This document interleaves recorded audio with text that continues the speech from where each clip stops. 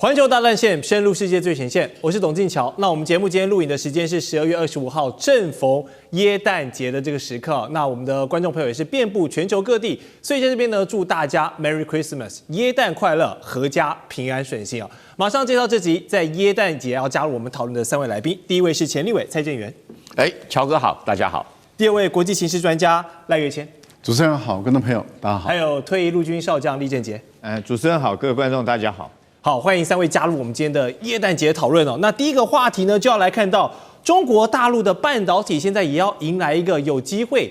弯道超车欧美晶片的一个耶诞大礼了吗？压注在3个字上面，也就是这个矽光子哦。它背后有非常复杂的这个科学原理，我们就不展开讲了。但简单来说，这项技术呢，就是让现在主流这个是透过电子在电晶体之间流动啊，那这个过程中会产生大量的热能啊，然后也难以突破这个物理的摩尔定律等等的考验。那改成矽光子之后呢，就是让顾名思义，用光传输的资讯方式，可以让它的速度更快，耗能更低啊，所以被誉为是 AI 下一个大基础建设里面的一个底层逻辑，非常重要的一个布局。那么，所以现在中国大陆的产官学界对于这个矽光子都是非常有想法的，都卡位在这个赛道上疯狂奔跑，就是想看谁跑得更快，拉出一个领先的身位。我们来看到，包括上海最好的这个工科学院，上海的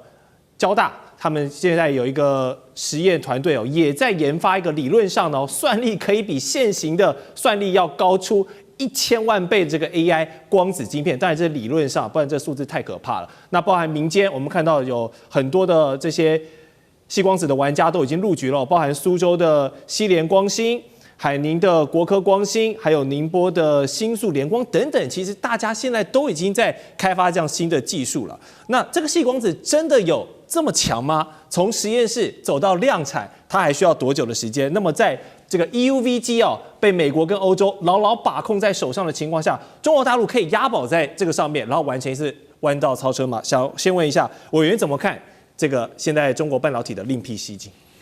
这个不是什么特别的新颖的东西哈，我跟各位说明一下。其实矽光子我们每天都在用，比如说这个摄影机用光线转成电子讯号，我们的手机照相机里面在拍照片的时候，也是把光线转成电子讯号。那这个我们叫做互补式金属氧化半导体 CMOS。那 CMOS 这个东西应用很普遍的，可是我们大部分都在做感光元件上使用，对，一直没有把它用到 GPU 里面去，没有把它用到 CPU 里面去。那这个才是真的所谓的 AI 运算用的。但是因为 CPU 或者是 GPU 它比我们那种感光元件复杂太多了，所以如何把这个同样的原理运用进去，理论上都可行理论上没有任何障碍，但是在科学工程上面碰到很多的障碍。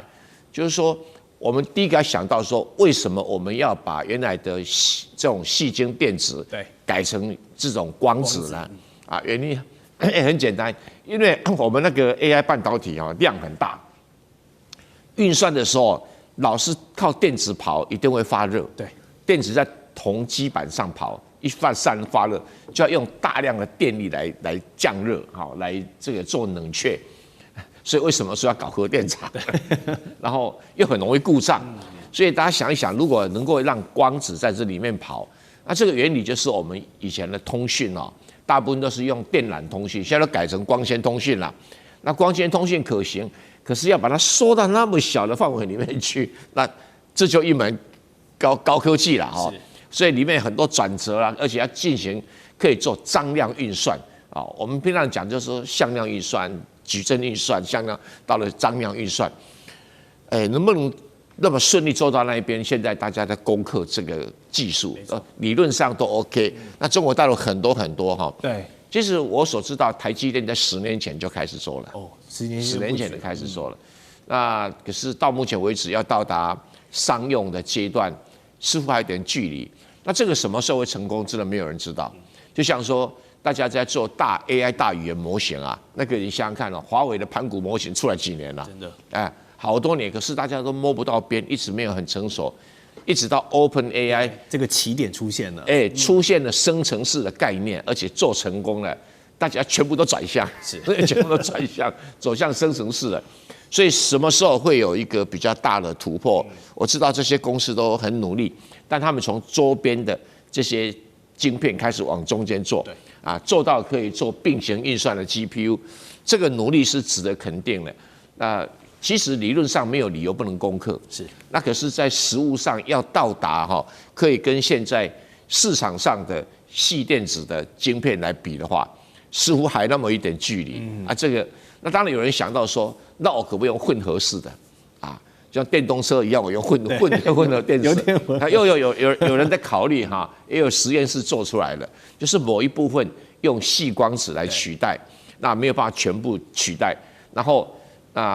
效能能不能被市场上接受，这个才是最大的考验。特别是在 AI 算力系统这么发达的情形底下，竞争这么激烈，人们的挑剔更严格。所以要到达那么严格的挑剔的标准，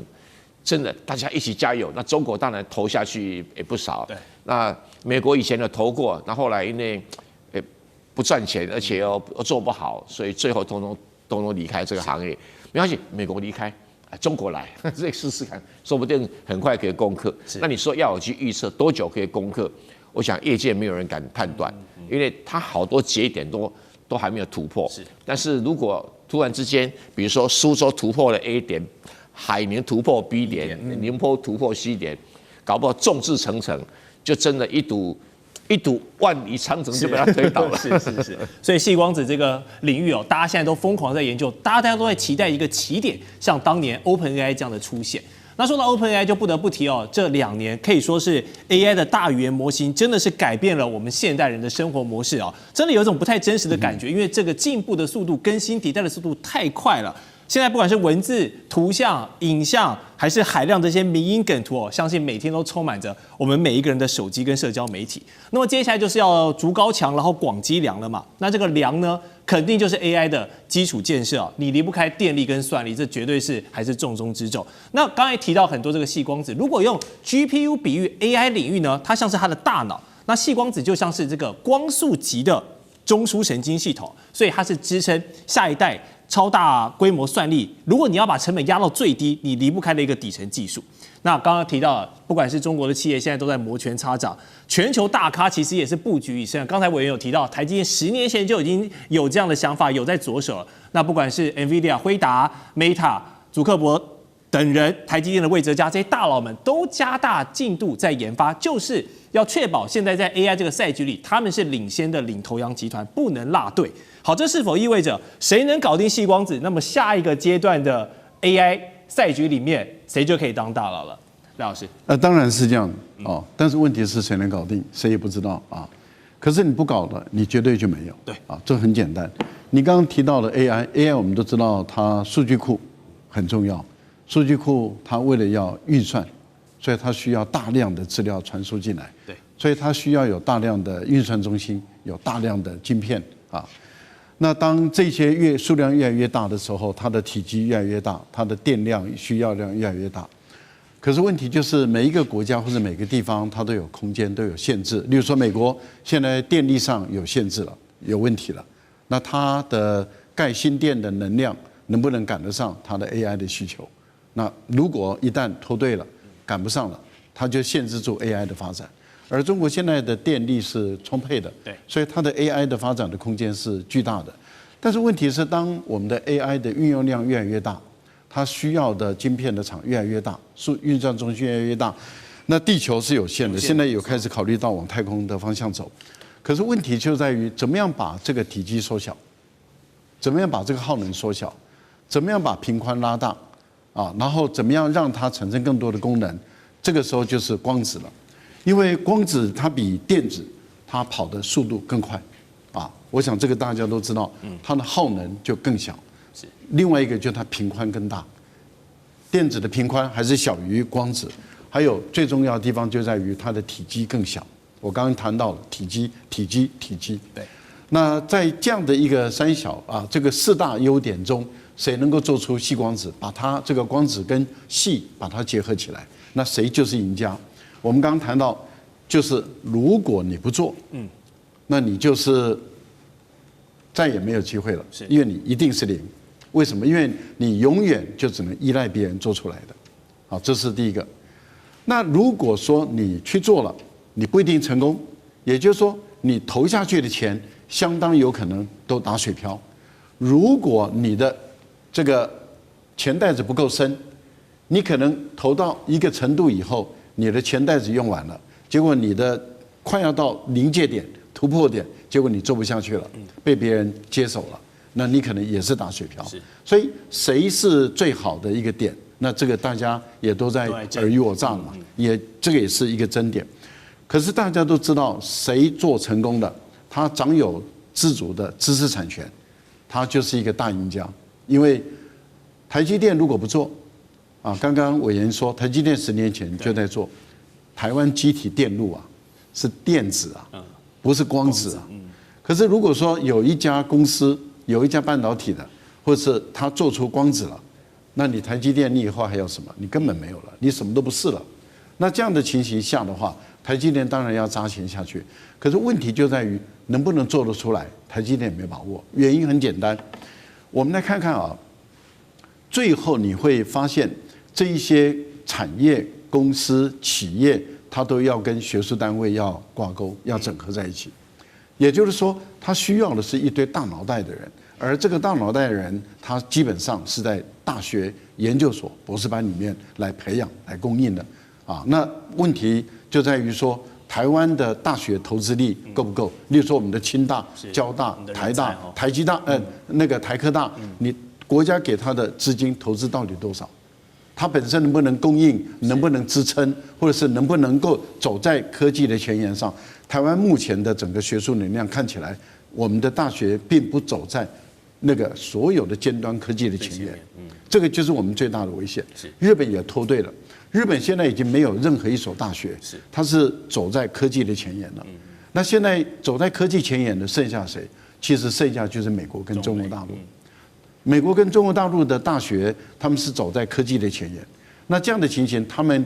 跟这个民间的企业或者是跟国营企业一结合的时候，他们的成功几率就大了。那接着我们就看另外一个，那就是谁的钱袋子深了，谁的科学团队数量够大。因为最后你还是要数量要够大。如果大陆先做出来，那坦白说，这个就是大陆的天下了。你说美国急不急？急呀。那大陆敢不敢？敢啊！因为大陆对这方面投下去是很有战略眼光的，他不是今天抬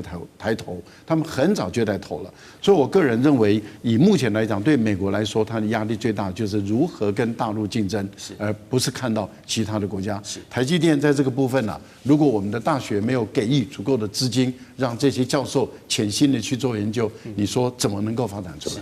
好，说到这个美国怕中国大陆的进步而提出了限制，倒是有一个步伐让大家比较意外。我们都知道，今年川普总统抛出了这个对等关税的解放日，在全球的政经市场投下了一个震撼弹。但是原本说半导体也要被232这个条款来重点招呼没有想到拖了又拖，延了又延。最新的进展是呢，美国宣布可能要对中国的半导体这个课税一路要延到2027年的6月才上路了。消息一出，这些中国的晶片股马上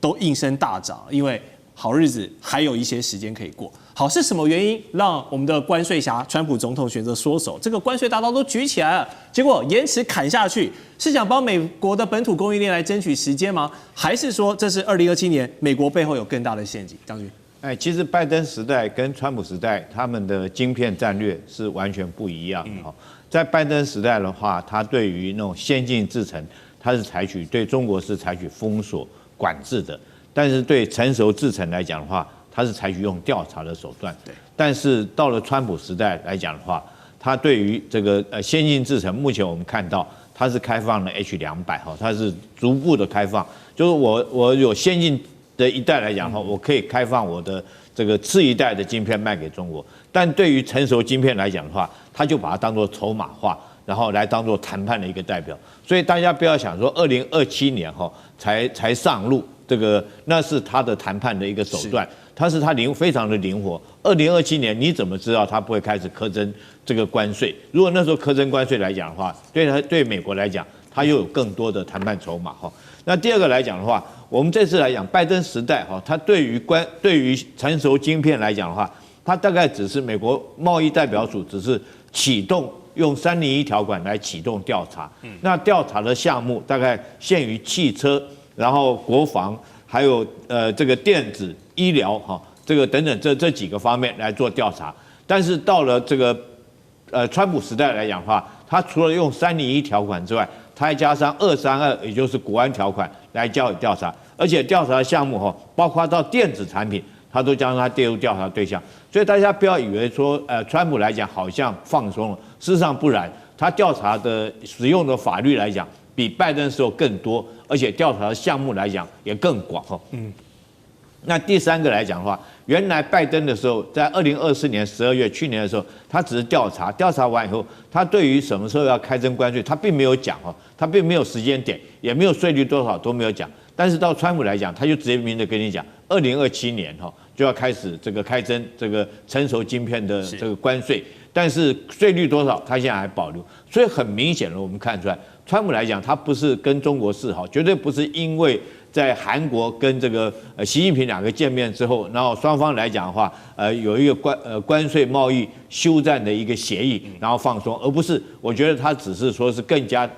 增加他关税的运用的一个筹码，更具备灵活性，因为他认为说是中国在成熟制程方面来讲的话，中国这个举全国之力大力的发展成熟晶片，那对美国来讲当然造成很大的压力。可是大家要注意到一件事情，他现在美国也必须要有成熟晶片，因为他自己本身这个成熟晶片的产量并不足以。那大家要知道，中国虽然说没有先进制程做不出来，但是成熟晶片的产量却是雄霸全世界的。所以美国这个时候他放松，对他也第一个有利于他自己，第二个他可以当做谈判的一个筹码。了解。好，下段节目呢，我们还有这个中日矛盾。稀土这张王牌，中国什么时候要打出来？以及中巴合作研发的骁龙战机，现在打开了外销的大门了，它厉害在哪里？待会回来告诉你。地缘政治、美中之争、战略价值、强权崛起、小国生存，现在与未来洞悉事件走向，掌握世界脉动，全球观点尽在环球大战线。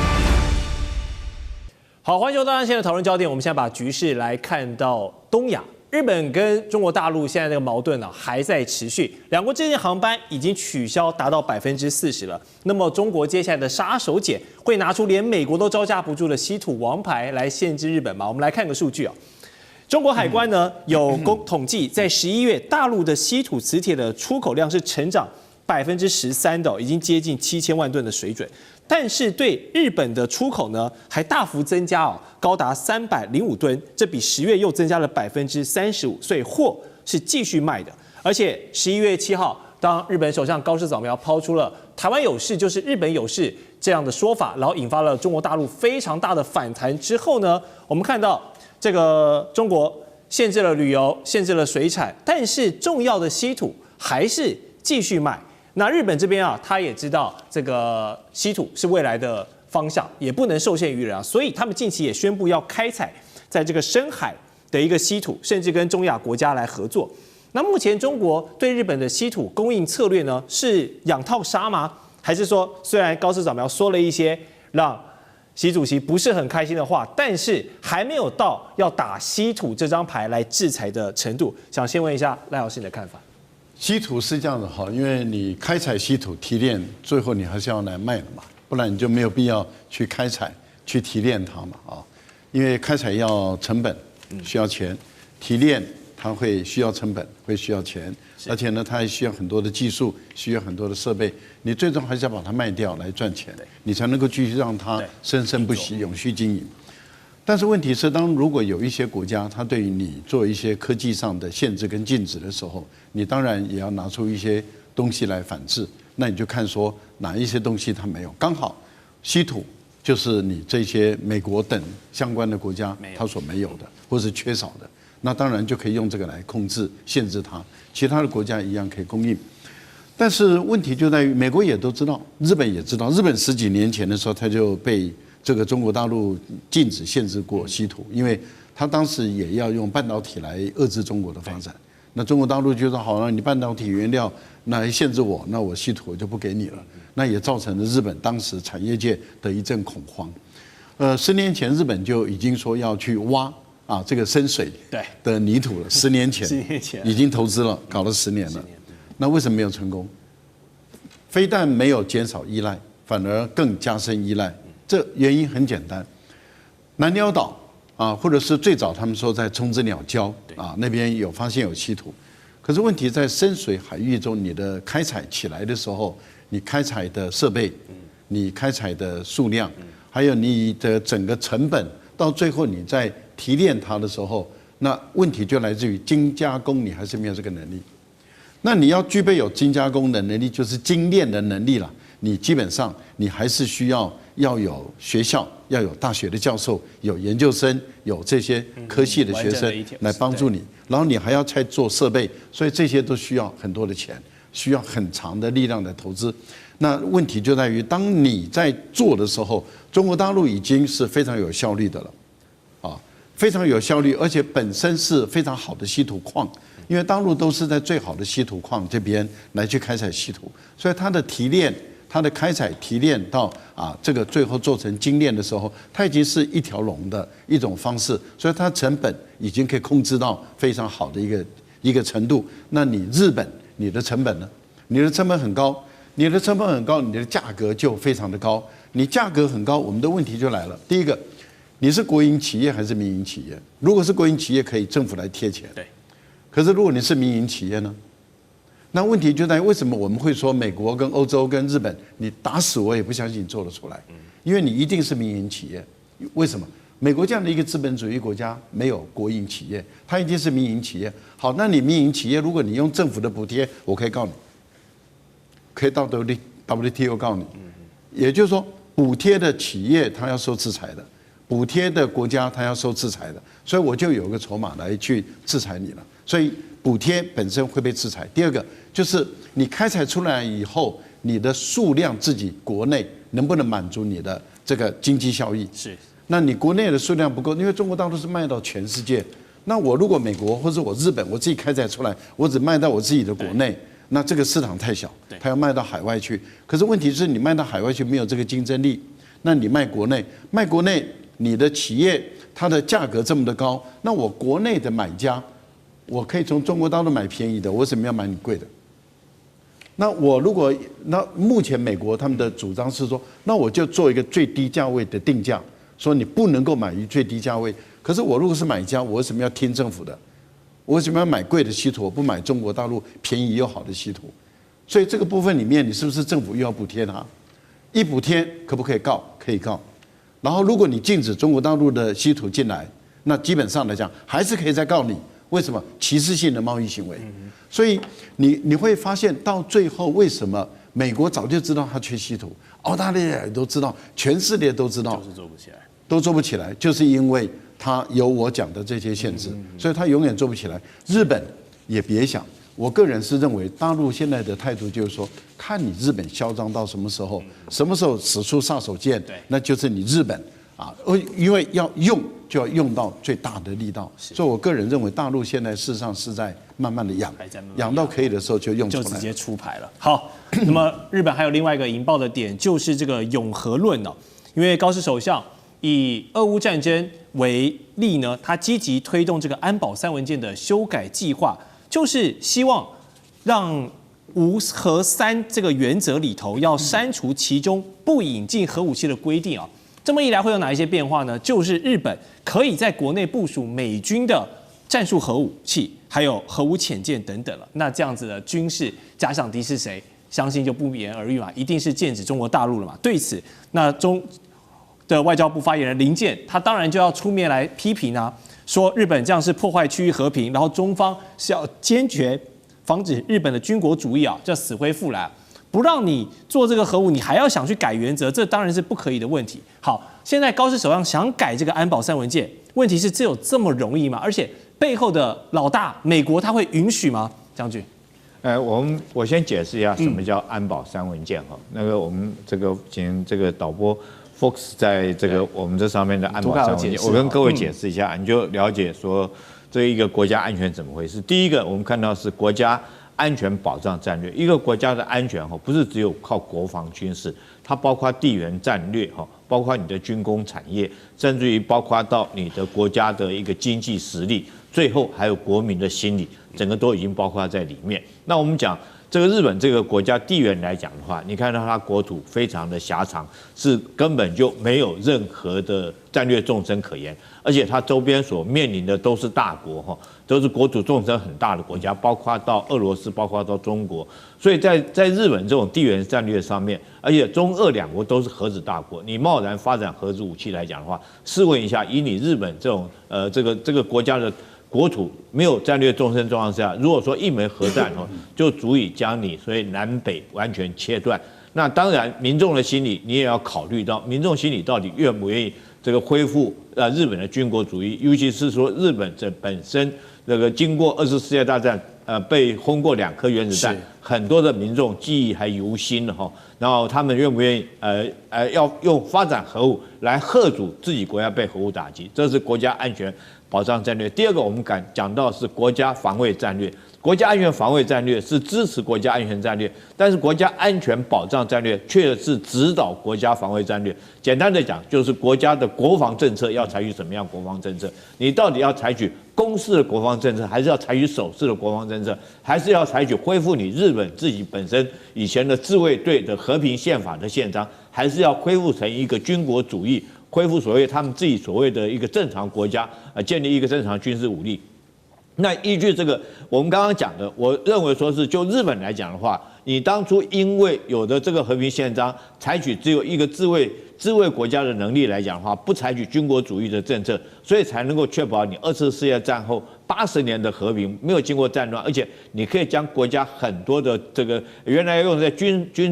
队的资源来讲发展到你的经济上面，其实对你国家来讲是反而有利的。那最后一个，我们看到防卫力整备，也就是依据你的防卫战略，如果说是你攻势的战略来讲的话，当然你就要买攻势的武器，包括你是不是要买核子武器，或者是说这个核子攻击潜舰或者是长程的攻击导弹。那你如果说是恢复你自己军国这个和平宪章来讲的话，当然你的武器只是限缩在你自卫能力的武器就可以。那大家去评估一下，如果说是你纯粹只是自保，当然你的费用会比较低。那我相信，不管是中国或者是俄罗斯这几个核武大国，他们来讲，他们是不会用核子武器攻击你的，因为这几个永和国家来讲的话，他们都有一个说法，都有一个限制使用核武的条约，就是说我不会用我的核子武器去攻击这个没有核武的国家。是。那如果说你日本不发展核武来讲的话，当然这几个国家不会用核子武器去攻击你。那我觉得日本自己最好要评估一下你的地缘战略，你就在这个地方，你搬不走，你国土是这么狭小，那你承受不起一次的核子武器攻击。我想说，2次世界大战已经证明了，福岛的核灾变也已经证明了，你承受不了核子武器的攻击，那你为什么还要硬要往核武方向去走，硬要往军国方向去走？我觉得美国应该看得很清楚。那美国我这个高市早苗，我建议你赶快及时回头，因为你的国家承受不了这个所谓的核子的1次5次攻击，对你来讲的话，会将你会遭受到灭国之灾。了解。好，根据美国五角大厦有一个最新的军力报告，现在产成了中共解放军已经具备对美国本土这样直接长程打击的安全威胁能力了。那么尤其是中共解放军的核武库存是突破1000枚的，并指出呢，中国目前的军事焦点毫无疑问是放在了第一岛链，而且随着北京持续的变得强大，解放军的成长要打造可以在全球投射能力的军队这其实跟这个北京一直宣称要在2049年构建完成世界一流军队的雄心这个时间轴其实是相符的。好，解放军如果真的像报告中说的那么强的话，那美国第一岛链的盟友，刚才提到的日本、韩国、菲律宾还有台湾这些岛链的棋子，又该来怎么解读这份报告背后意味着美中现在的关系，还有军事两国的一些化学反应，是在替美军的全球防卫重心我们要转移了？因为我们现在第一岛链可能没得玩了，我们要退走到第2岛链，先打一个预防针吗？还是说是五角大厦对这个中共解放军在虚假的恭维然后实质呢是针对性的一个话术？委员怎么看？既有恭维，也有实质的评估。这份报告有几个很重要的功用啊。第一个，反映出现实，大陆现在正在增加它的核子武器的数目。有人说它现在只有500枚，有人说它有上千枚。对，这个我们不知道它几枚。不过合理的来讲的话，中国大陆至少应该有1500枚战略核子弹，500枚战术核子弹，这个符合它国家的体量。因为你美国有多少？有5000颗啊。当然，美国的战术核子弹比较少，听说只才100颗。可是俄罗斯呢有6000多颗，有1000多颗战术核子武器啊。那中国拿个2000多颗并不为过。当然，比较晚奏的核子武器的技术会比较成熟。是。但不管如何，中国有这么多的核子武器是理所当然的事情哈。而且它又是2次大战的胜利国，又是5常哦。连那个英国、那个法国都有几百颗了哦。那中国如果像过去一样那么保守，也是100-200颗，我是觉得不符合它的国防的需要。那另外一个就是说，这份报告呢，那么把这个中国大陆的能量也夸大了一点，目的何在？就是要跟美国国会要预算嘛。你如果不把解放军形容得很强，而且说你看看啊。2049年哦，所以你要多给我预算了，所以这基本上是维护他军事预算不被美国国会给删减的一个很好的方法啊。然后第3点哈，他除了说要国防预算以外，更重要的是什么？他要武装日本跟台湾。他讲说我第一岛链不够啦，所以就用这个理由给日本跟台湾呢升级武装准备的一个理由。因为什么叫第一岛链？那个韩国是第一岛链嘛？韩国自己还不认为啊。韩国说我只关心北韩，其他一概不关心啊，不关心中国大陆。那谁关心中国大陆的军事成长？就是日本、台湾呐。那菲律宾啊，他有关系没关系都没什么差别啊。反正就是你美国给什么我要什么，没有什么我就算了，对不对？那你说中国大陆会跟菲律宾起武装冲突，也不切实际，因为菲律宾不经打，中国大陆也没兴趣。那真的比较有问题的就是日本跟台湾。日本跟台湾的话，就刚才这个丽将军就有提到了哈，这个日本的这些再武装啊，它是一个美国的政策，是一步一步往前进啊，有时候停一下，有时候扩展一下。那我个人判断，以像美国这样的气氛呢，他不想完全负起第一岛链的责任、防卫的这个成本，但是也不想完全退出。你说他完全退出也不太像啊，他会去积极的去供应台湾跟日本自己花钱买武器，对中国大陆的沿海的一些城市构成某种程度的威胁啊，用这种威胁的力量，他们认为这样可以嚇阻中国大陆解放军把力量投射到东太平洋。他基本上打的是这样一个算盘，所以他把这个解放军描述说他有全球投射的力量。我跟各位讲，不可能。为什么不可能？因为解放军没那么多基地啊。全球投射力量是要很多基地才行啊。不要以为飞机啊可以不停的飞就能够打仗，这是另外一回事情。航空母舰不需要停靠就能够长期作战，也不切实际。那除非说，这个中国大陆能够在印度洋啊，在大西洋啊，能够找到很多的军事基地，要不然的话，说中国大陆会把武力投射到全球跟美国争霸，这个是美国人用来怎么要预算用的了哈。但是台湾跟日本就要特别注意啊，因为日本修改什么安保3文件啊，那么再次拥有核子武器啊，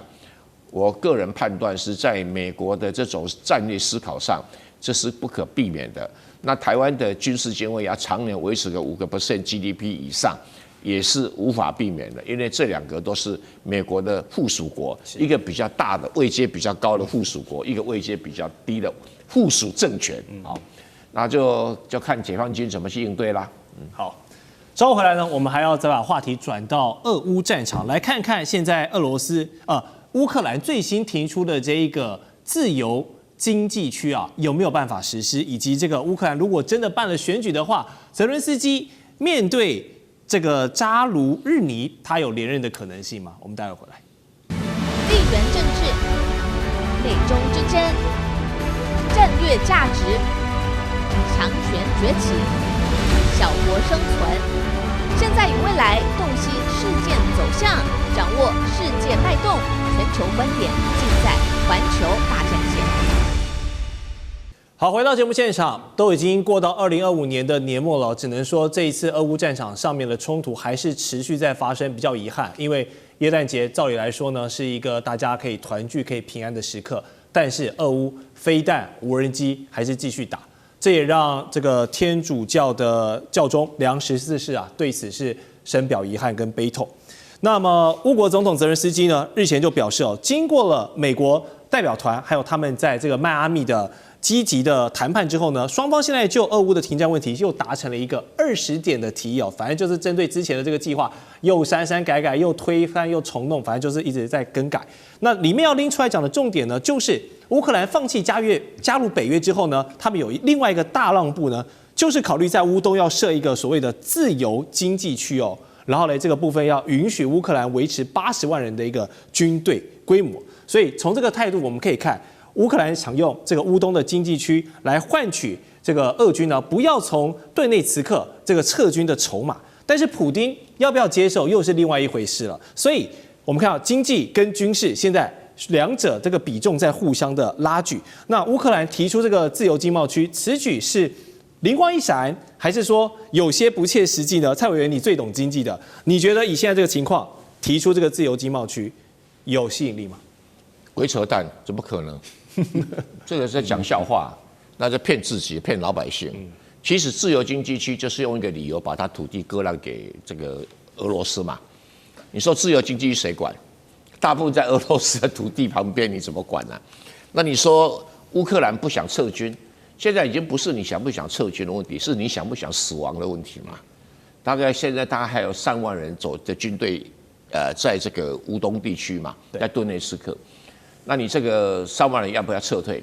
那不撤退的话，反正这个普丁就是以逸待劳嘛，慢慢打，慢慢打，他也不急啊。那现在他又分兵去打这个敖德萨港口，就是要给你增加压力，他增加谈判筹码嘛。因为现在急的是美国啊，急的是乌克兰啊，而且我很佩服泽伦斯基哈，他就是说可以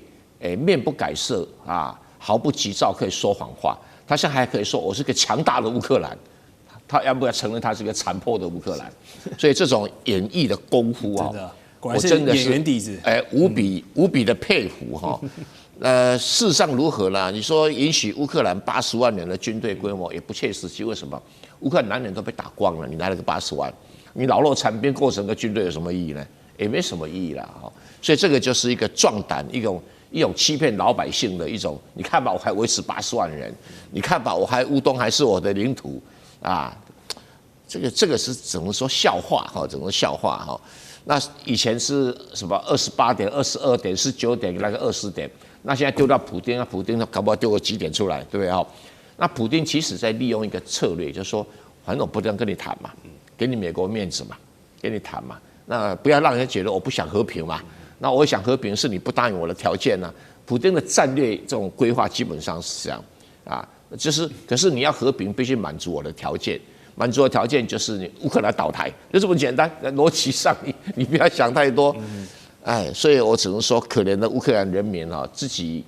上了这个泽伦斯基的劫船，上了欧洲的劫船，代价谁在付啊？老百姓在付啊，乌克兰在付啊。那到时候泽伦斯基有好几本护照，拍拍屁股走路就 OK 了哈。还有什么志愿者联盟，其实就是欧洲啊，你能够支持什么？他听说现在给他700亿欧元，可以让他撑个2年。我跟你讲，撑不到1年了。为什么？因为你没有军队，你怎么撑啊？你现在这种是没军队，而且俄罗斯哈，他从一开始的作战的策略就是说，我不是完全要占土地，我是要消灭乌克兰的男人。你来几个，我杀几个，杀到你没有男人你就挂了。是这个策略，平常心讲是对的，但是很残忍。真的。所以每一次你看哦，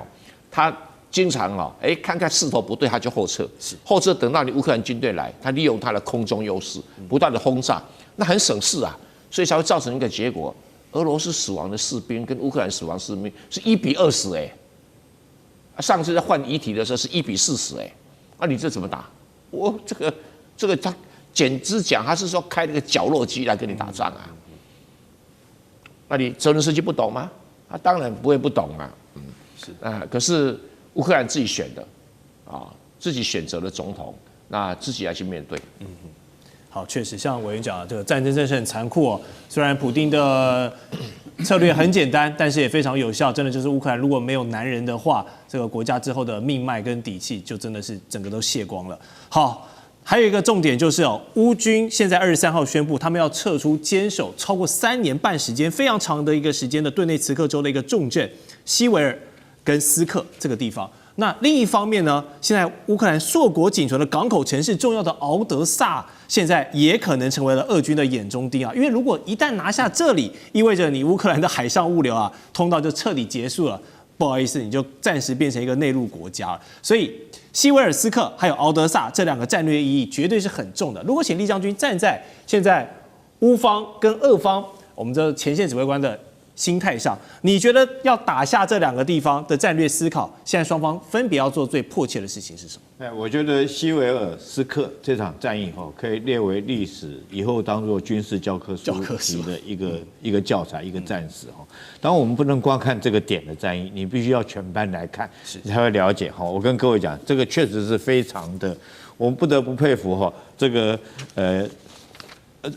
俄罗斯的这种参谋长这个他的用兵之巧妙，我们看一下但西尔维斯克是在这边这时候他将这边拿下来了。然后大家不要忘了，北边这个地方叫库皮扬斯克。库皮扬斯克大概前一阵子我们在讨论，我们都认为俄乌2国目前正在这边征战，而且俄罗斯陷于一个危险。为什么危险呢？我那时候评估他用兵过于大胆，他从北边这边往南打，往南打，沿着这条叫做奥斯基河往南打，那他把乌军准备包围在这个地方。但是他这种用法来讲的话，你会发现他侧翼整个露出来，我们称之为在战略翼侧。然后这个瑟尔斯基他就集中所有的兵力来打这个地方来打这个地方，打他的侧翼。那俄军陷于非常的危急。那时候我评估，如果这个时候俄军败的话，那对泽伦斯基来讲，他在俄乌战场上面可以取得一个胜利，那当然有利于他跟这个美国或者跟北约国家继续跟他们要军援。所以我那时候认为说，俄罗斯太大胆了要用兵，整个预测用出来。然后我们认为说是这下子让这个泽伦斯基他们逮到机会打这边，但是没有想到这个是他的这种欺敌的策略。怎么讲欺敌策略？用兵作战讲究集中跟节约什么地方要节约呢？这个叫在次要地方节约，我在这个地方节约，我吸引的兵力从这边过来，那我在这个地方是集中优势的兵力在这个地方，把这个西维尔斯克吃下来。各位你看，我把未来他可能进攻的图都画出来。他打下这个地方以后，他紧接着用兵是打向19姆，然后到19姆之后，各位可以看到，他就已经威胁到他这个所以乌克兰军队的翼侧了，是不是整个威胁到他从他的腰部打上去了？他目前呢，我认为他下一步就是19姆，19姆以后之后就往上面就威胁到，如果他再切下来的话，就打到这边。所以说，虽然说是有可能乌克兰的军队在库皮扬斯克这边可以获得一场这个战术级的一个胜利，可是你整个野战战略级来讲的话，你却是失败的，因为你的翼侧被威胁到。所以我特别讲说，这确实是以后可以列为一场军事的教科书级的那你不得不佩服这个俄罗斯的这个指挥官他用兵也非常的巧妙。那之所以说会不会打敖德萨，我之前就认为说一定会打敖德萨了，因为我们看到从俄乌开战到从开始2022年。他就去打蛇岛，就去打这敖德萨，然后之后我们看到这个乌克兰一直不停的从敖德萨派出无人艇攻击所谓的这个克里米亚大桥，还攻击黑海舰队，甚至于在上个月，他的无人艇还击沉了一艘这个俄罗斯的潜舰，都将被他击沉，他的旗舰也被他击沉。在这种状况之下，我觉得敖德萨对这个普京来讲的话，根本就是眼中钉、肉中刺，他一定要把它拔掉。除了说是这个经济上面来讲的话，当然敖德萨因为它是一个港口，对这个乌克兰北约这些国家可以利用这个港口借着运输这个粮食的名义，然后事实上可以做输入军火的一个动作。除此之外来讲的话，在军事上也有它的意义所在。更重要的是，如果说他将敖德萨夺取之后，他将乌克兰打成一个内陆国，当然更有利于说他尔后的和平谈判的一个条件哈。然后逼迫这个，我想说逼迫乌克兰接受他的所谓的投降条款啊。那大家都说是和平协议，其实讲明了就是投降条款。了解。好，看完了战场，其实乌克兰的选战如果真的发生的话呢，同样是引人注目，因为在川普的压力下。现在乌克兰国会已经开始着手在戒严令下要举行选举的相关立法。那么根据乌克兰的一份民调就显示呢，如果近期举行总统选举泽伦斯基他要来对抗的政敌是谁呢？就是曾经担任过总司令的现任驻英国大使叫做扎卢日尼。他们两个如果在第2轮投票碰上呢，泽伦斯基会在第1轮投票里获得22%的选票，那是略微领先扎卢日尼1个百分点，很接近。那如果但还是有24.1%的受访者，他们没有决定这个投票的意向所以这个比例蛮高的。那这些人将会是第2轮投票这个决定胜负的民意好，如果乌克兰真的在战争下出现了一个这个特别情况的大选，泽伦斯基赢得连任的几率有多高？如果换成了扎卢日尼上台取代他的话呢？赖教授，以你对这号人物的了解，你觉得可能对目前乌克兰陷入的一个泥泞会有什么样的改变？首先先看这个选举这个选举我觉得泽连斯基没有赢的面向坦白说可能性都不太存在。是，这也就是为什么泽连斯基他一直要拖迟、推延，找各种理由不选举。但是现在美国给他的压力大到他不得不去面对了。他过去曾经这个创造过好几个理由，说什么选票要送到每一位战士身上，包括前线的战士，前线的战士必须要有权利去投票。然后第二个说这个钱要美国人支等等的，还有就是说要修改法律，因为现在是在戒严时期，戒严时期是不能够投票的所以他用各种理由，但是川普就是不吃这一套。那川普的态度就钱要我出1毛钱都没有，选举就是要选。那看起来泽连斯基挡不住了，挡不住，看起来他们要用公投的方式来一次解决，然后90天内来选举。以这个泽连斯基跟扎卢日尼来竞选的话，泽连斯基是毫无胜算。为什么？因为原本扎卢日尼的民调支持度就比泽连斯基高很多很多，不是高一点点，是高很多，所以他是泽连斯基眼中钉因此他被泽连斯基外放。跑到英国去，连国内都不准待，把他送到国外。你想他在国外待的这1-2年，都已经不在国内了，露脸的机会也几乎没有了。他的民调支持度还可以这么高，一旦他从英国回到本土来选举的时候，泽连斯基没有一面的可能性。这第一个，第二个，他可以猛打泽连斯基2大错误。第一个是军事战略上的错误，才造成今天如此惨败的一个结果。第二个就是他要攻的就是泽连斯基的贪腐，只要我觉得攻这2项，泽连斯基他基本上没有赢的可能性，要不就是赶快把他杀了，让他没有回来之前就死于路上或者死于食物中毒，不然的话他只要回到乌克兰的境内，泽连斯基一定是下台的，赢不了。那一旦他上台了以后，他会怎么样带这个乌克兰？我觉得他是务实的，他知道乌克兰的实力在哪里，也知道乌克兰的国际情况在哪里。我觉得一个务实的人跟一个演员是不太一样的，因此乌克兰接受现实的妥协，我觉得可能性是最高的，所以相当有可能就会止战了。好，我们也看看这个变局，如果真的出现的话，希望可以带给乌克兰人民比较好的一个未来跟发展面向了。好，待会回来最后一段节目呢，有中国跟巴基斯坦的铁感情一起来研究飞机之外，还开启了军售武器的大门，并且如果解放军要创造更多的海外基地的话，有哪一些好选择？巴基斯坦会是一个最好的选择吗？待会回来。地缘政治、美中之争、战略价值、强权崛起、小国生存，现在与未来洞悉事件走向，掌握世界脉动，全球观点尽在环球大战线。好，回到节目的最后一段，我们的话题要来看军武了。那么中国的这个武器研发跟军售呢，又再创佳绩了，因为中国成飞与巴基斯坦航空工业这2方联合研发并开发的这个 FJ-17 枭龙战机啊，现在成功打开了外销的大门，卖去了哪里？卖去了非洲的利比亚啊，卖给了这个利比亚2大武装势力之一的利比亚国民军哦。那这份合约呢，虽然是巴基斯坦去谈下来的，大概有数十亿美元的一个大合约哦，但是也代表着这个中国的技术支援，还有这款 JF-17枭龙战机，它的性能是受到的认可的。我们想先请一下厉将军，是不是可以跟观众朋友介绍一下这款战机中巴一起来搞，它的优势在哪里？还有卖给利比亚开启大门之后，有没有像歼十一样可以获得好口碑，有望卖到更多的地方？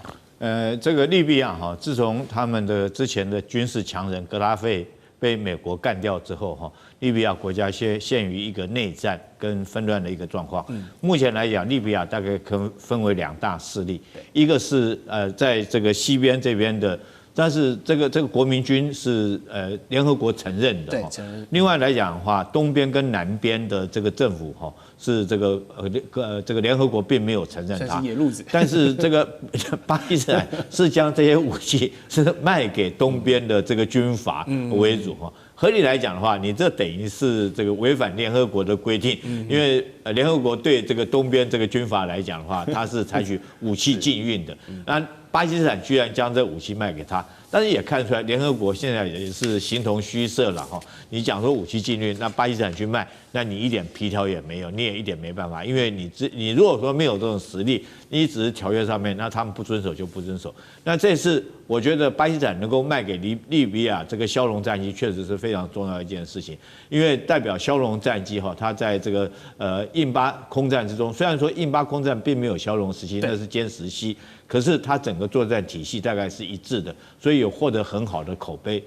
我想也因为这样，利比亚才愿意跟他采购。那这款战机来讲的话，事实上是可以制空作战，也可以对地来做攻击。它总共起飞重量可以到13.5公吨那么重，可以携带的武器总共有3.7公吨那么多哈。然后飞行的速度可以到1.6马赫。当然它